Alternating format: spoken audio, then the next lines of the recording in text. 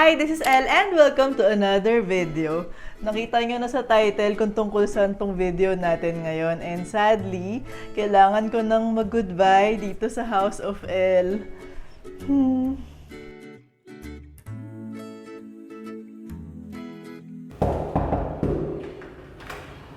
Hi! Welcome to my apartment! Tada! Paint ko lang ito ng light color, ganyan, para talagang fresh na fresh tayo. So, dito sa unang side niya, pagpasok mo talaga is yung kitchen space niya. So, i-paint lang natin ito na, of course, pink. Iba-ibang shade lang ng pink actually itong space na to. Kaya, ayan, ang ating bagong apartment. Yay! Yay! Bagong laruan. Maglalaro na naman siya. Ang sad na kailangan ko na siyang i-give up kasi sobrang love ko talaga nitong place na to, as in. Like, kinuha ko siya, alam ko na sinabi ko nga for my personal space, creative studio, ganyan. Pero, hindi lang yun talaga yung nabigay niya.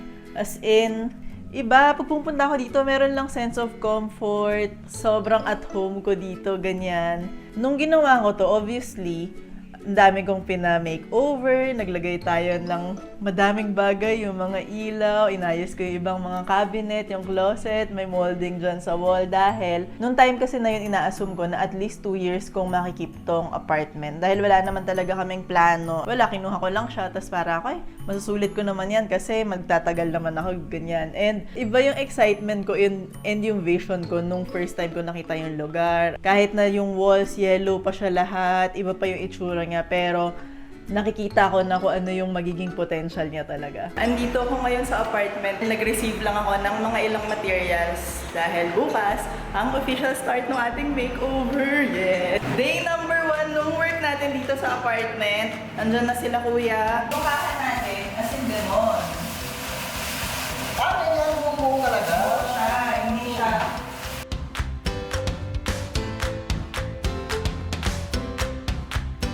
And sobrang na-enjoy ko talaga yung makeover process natin dito. As in, from the start, nung umupo lang ako dito, ini-imagine ko anong gagawin ko sa kanya. As in, nung blank lang siya talaga, hanggang sa pamimili natin ng color, pagde-design nitong island na to, nung kitchen, lahat.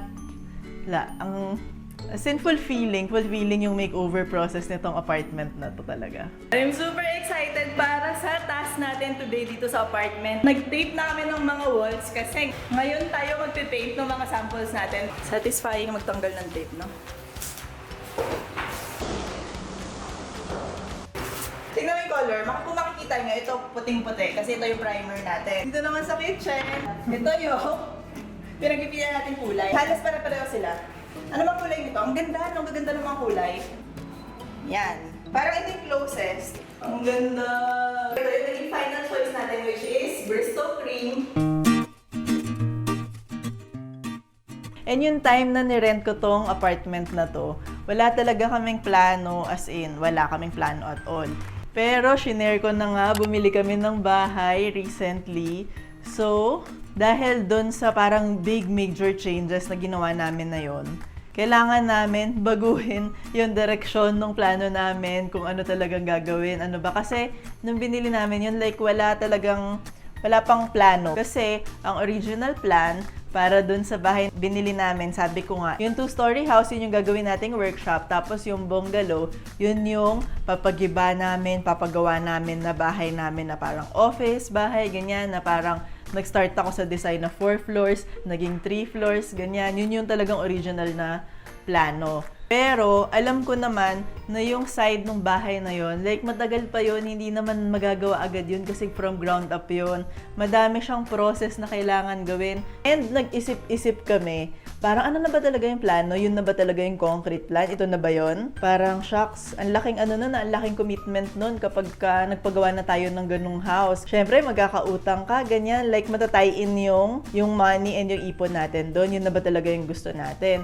So, nung nag-isip-isip kami, final plan na ba yun? Tapos parang na-realize natin, kung wag na lang muna tayo magpagawa nung parang 3 or 4 na floors na bahay, i-keep na lang natin siya na bungalow, pero i-renovate natin siya and i-makeover natin siya na like as in super maganda and usable space pa rin kasi sanay naman kami sa maliit na space. So, nung napag-decide namin na, o sige, bungalow na muna, i-renovate na natin yan, naisip namin na kailangan na namin mag-rent na masistayan namin and matitirhan namin na malapit doon. Dahil ang layo nung binili namin na property dito sa current na bahay namin.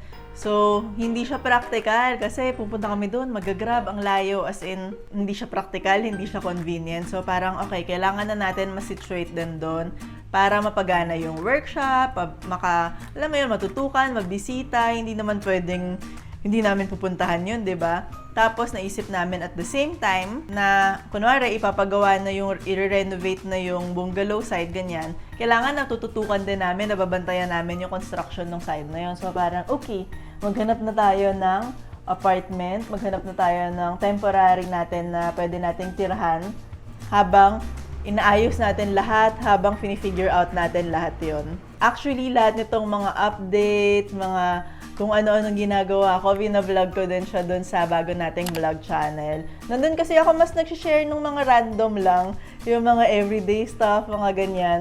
Kaya yun, kung gusto nyo ng mas more info, mas madaming mga details, yan, ng mga pinagagawa ko, doon i-check nyo, mag-subscribe kayo doon sa bago nating channel. Pero anyway, ayun nga, naghanap kami ng apartment na titirhan namin doon. And meron kaming nakita na apartment na sobrang love namin. As in, ang ganda ng view kasi nasa 4th floor siya, meron siyang outdoor area. Basta nakakatuwa, para siyang fresh start. Ito yun, no? Nakita nyo, parang may outdoor area ka, tapos nandito tayo sa 4th floor, may view ka, tapos may outdoor. Ha! Let's go! Kung dati House of L, ngayon Penthouse of L na tayo. Ano sa tingin nyo? Anong suggestion nyo sa look natin dito? Para maiba naman. Wag pink!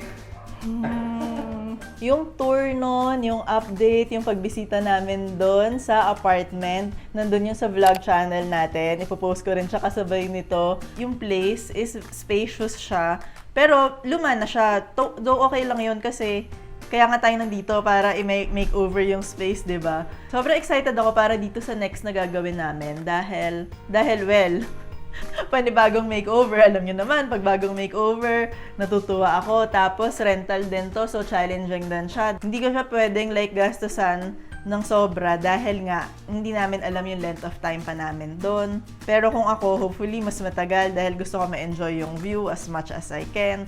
Pero yon, abangan nyo lahat ng makeover na gagawin doon. Dahil ang dami, from the kitchen, mga banyo, 2 banyo yon, tapos master bedroom, tapos yung pinaka main living space, anong gagawin namin, tapos yung outdoor area, anong gagawin.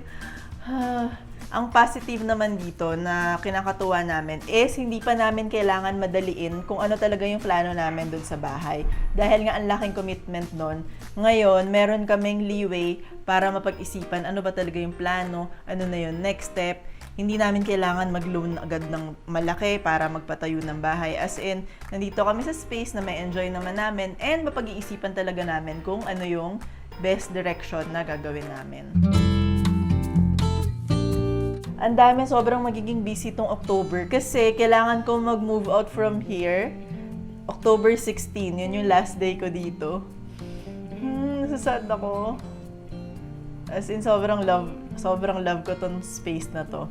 Wini-wish ko and hino-hope ko na yung apartment na yon, kapag natapos na, pag nagawa ko na, is magkaroon ng same feeling, kung ano yung feeling na nakukuha ko pagka pumupunta ako dito. So, hopefully ma-achieve ko yon, yung feel na yon and yung contentment na basta meron lang siyang certain vibe na talagang natutuwa ako.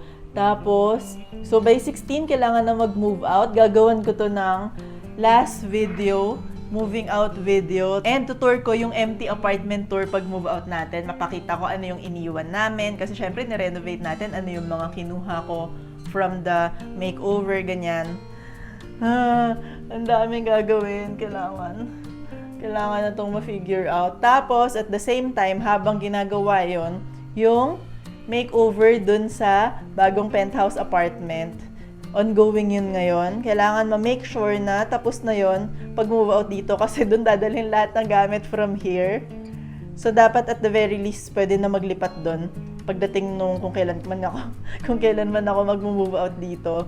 Tapos, at the same time, doon naman sa Tall Tiny House, meron din kaming ibang plano doon, pero next time ko na i-share. So, sa ngayon, kailangan din namin mag-ayos ng gamit doon. In between yan lahat, may mga gagawin na akong makeovers, may mga gagawin na videos, and all. So, abangan nyo lahat yon. Napagod ako. Pero hindi, no complaints. Sobrang thankful ako, sobrang blessed. Sobrang thankful ako dito sa next step namin na, alam mo yon, meron akong option para gawin to na may bago akong mga experiences na matatry dahil dito. So, sobrang akong thankful doon, sobrang akong grateful. Excited ako on what lies ahead. Parang, ano na mangyayari? Like, for the past 6 years, ganyan, mag 7 years, na doon kami sa Tall Tiny House. Tapos, ikikip pa rin namin yung Tall Tiny House, pero yun nga, iba yung gagawin namin doon. Next time, i-share ko kung anong plano namin doon. Pero, after namin tumira doon for that long, iba na naman, like, ibang buhay. Feeling ko ibang buhay, ganyan. Hopefully, much improved version to lahat. And, yun, nililook forward ko yun. Samahan nyo kami sa mga gagawin natin. So, bago ko tapusin tong video na to, pakita muna tayo ng before and after nitong House of L.